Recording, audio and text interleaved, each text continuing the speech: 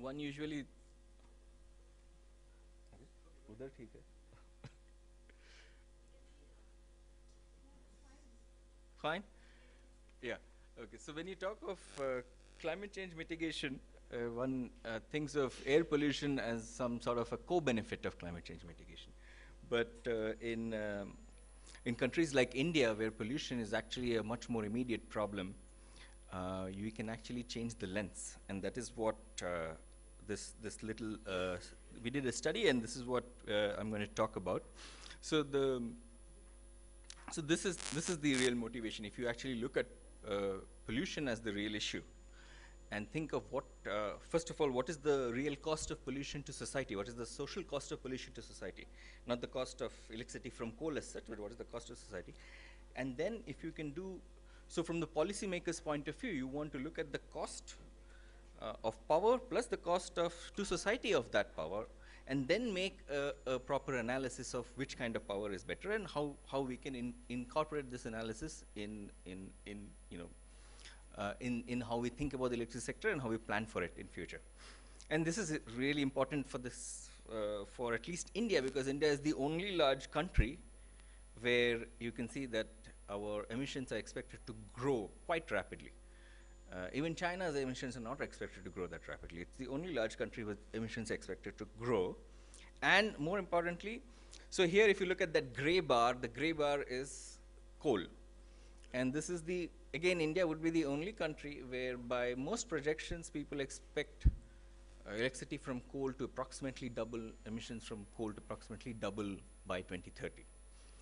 So the question is that really going to happen, and how do we look at it? So what I will do is do a proper analysis of the external cost of coal, and then add it to the real cost of electricity from coal, and then compare with renewables. So I'm going to now skip a few slides, because I don't think you want to know how I actually did the analysis, but let's go and see what the analysis actually leads to.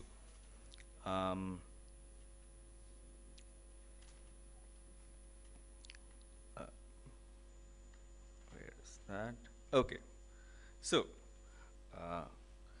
we looked at the number of deaths that are caused by pollution from coal power plants, and then what people value their life to be. Right? So that's a very important and philosophical question. What do you value your life to be? And so then you can take that, and by including the cost or the number of deaths, and looking at the power generation in this year, so the cost of pollution, air pollution, is approximately 1 rupee 34 paisa per unit. This is the social cost of air pollution to society. And then there are also costs from mining and other things. So if you add all of that, see, we are not taking into account any global warming costs whatsoever. This is only pollution-related costs of coal. And that comes to about 1 rupee 58 paisa. And this is, in some sense, a very conservative, lower estimate. Okay. So now, if I take, so you see these, yeah. So the red line is the cost of operating a coal plant in India. And these are all the coal plants that actually, these are the plants that actually ran on 25th of May of this year. Okay, these are the plants that could produce power on 25th of May this year. The red line is the operating cost, and the black line is the operating cost plus the capital cost.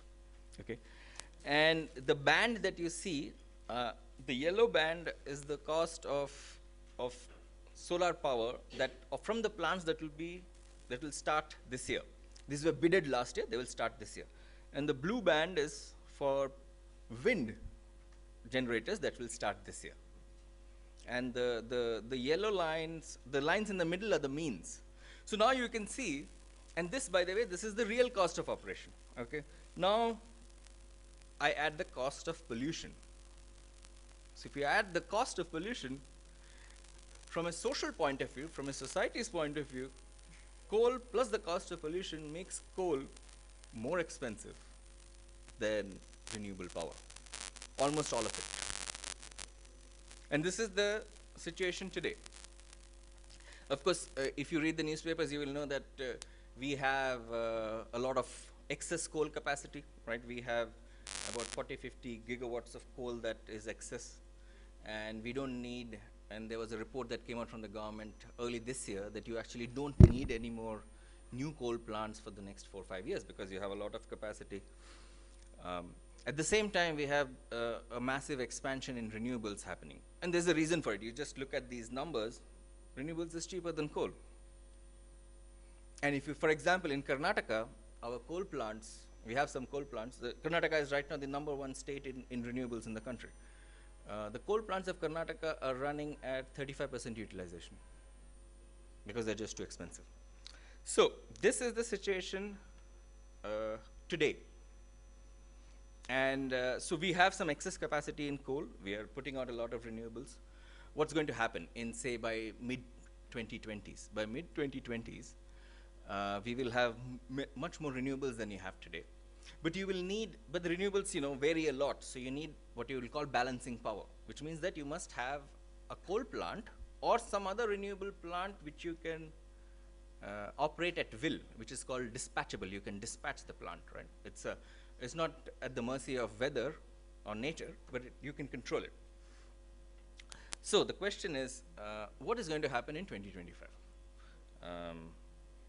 So this is you can see the expansion of coal. The gray bars are expansion of coal, and then it has drastically reduced in the last 3 years. 2018, it has gone down, and this is the projection in the future. It's going down even more. So if you look at what's going to happen in the future, this is solar thermal with storage. Because of the rush towards wind and solar PV, in India we have pretty much forgotten about solar thermal power plants. Do we actually have 2 or 3 of these solar thermal power plants, which involve having these giant reflectors which heat a fluid or often molten salt in a big tower, and then you use that to run steam turbines. Okay, that's a solar thermal plant. And then you can store this molten salt in large tanks, so you can run it whenever you want to. And so it becomes like a coal plant, essentially. This is the cost of batteries, lithium batteries. They're going down exceptionally fast. They've gone down, just like solar, they've gone down by 70% since 2010. And the rate at which they're going down now, in 10 years, it would actually be worthwhile to set up a PV plant and a big battery, and then just store the power and use it whenever you want. And this is already happening in the world right now. So here are some examples. For example, in Hawaii, you have solar plus battery. It's 11 US cents per kilowatt hour, which is like 6 or 7 rupees. It's cheaper than gas in India. And then some new auctions that have happened, which will produce power in 2021, where it's 3 rupees, equivalent of 3 to 4 rupees per kilowatt hour for solar or wind plus batteries. So we did the exact same calculation for India, and assuming this kind of growth rate and reduction in cost for renewables, this is what you will get. This includes the cost of pollution in coal, but I'm also assuming that by 2025, India's coal sector will be completely cleaned up. So the air pollution will go down significantly, but there will still be some residual air pollution. So maybe 20% of the particulate matter will still be there. So this is what you will get. As you can see, wind and solar are already the cheapest, and they will stay cheaper. But if you take into account the reduction in the cost of batteries and the reduction in, say, solar thermal, by the mid-20s, if you are an investor with 5,000 crores to spare, and you want to decide whether you want to set up a coal power plant or one of these, you can see that, you can see that it won't actually make sense. It is economically, it's a bad decision in the mid-20s to even think of setting up a coal power plant.